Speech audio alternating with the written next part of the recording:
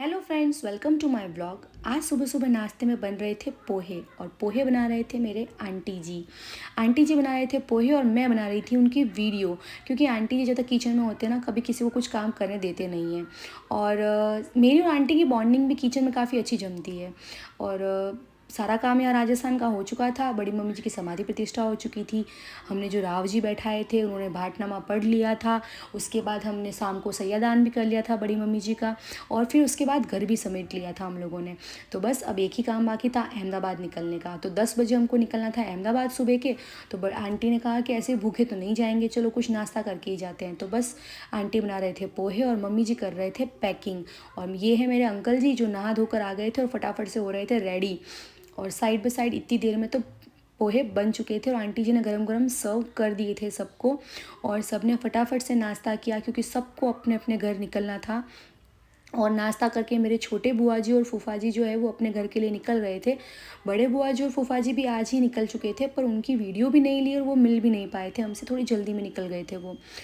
तो छोटे बुआ जी निकल जब रहे थे तब याद आ गया था वीडियो लेना मुझे। तो बस ये सबसे मेल मिलाप कर रहे हैं। बुआ जी का लड़का है, बुआ जी हैं और फूफा जी हैं। सब एक ही बाइक पे गए थे तीनों। और ये लोकल में ही पास में ही रहते हैं। और हम लोग आ चुके थे निकल के बड़े बुआ जी के घर पे, क्योंकि उनसे मिलना नहीं हो पाया था जब वो निकले तब। तो सोचा कि हम ही मिलकर आ जाते हैं। तो मेरे बड़े बुआ जी का घर बहुत बड़ा है, बहुत सुंदर सा है। ये मेरी भांजी है। और हम लोग सब बैठे थे हॉल में बुआ जी के, और वेट कर रहे थे चाय का, क्योंकि ठंडी बहुत ज़्यादा थी और ठंडी का इलाज तो चाय ही है। और चाय पीकर हम आ गए थे मेरे आंटी जी के मम्मी के घर पे, जो मेरे नानी जी हैं। और नानी जी इसलिए बोलती हूँ क्योंकि कभी इन्होंने हम लोगों को नाना जी नानी जी ने रखा ही नहीं कि ये हमारे बच्चे नहीं हैं। नानी जी ने भी कभी बच्चों में फ़र्क नहीं किया और आंटी जी ने भी कभी बच्चों में फ़र्क नहीं किया हम में।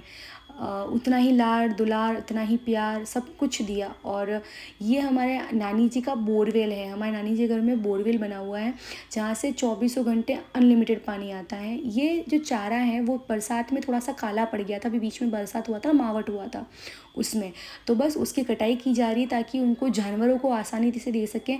नानी जी के घर में गाय भैंसें बहुत सारी हैं, तो बस उन्हीं को देने के लिए इसी कटाई चल रही है।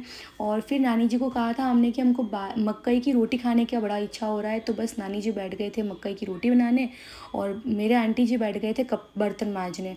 बर्तन साफ़ करते करते मेरे अंकल जी को याद आया कि गाड़ी धोनी है। तो बस बोरवेल की पाइप निकाली और मोटर चालू कर दी। और थोड़ी सी मशक्क़त के बाद बाहर की पाइप में आ चुका था पानी।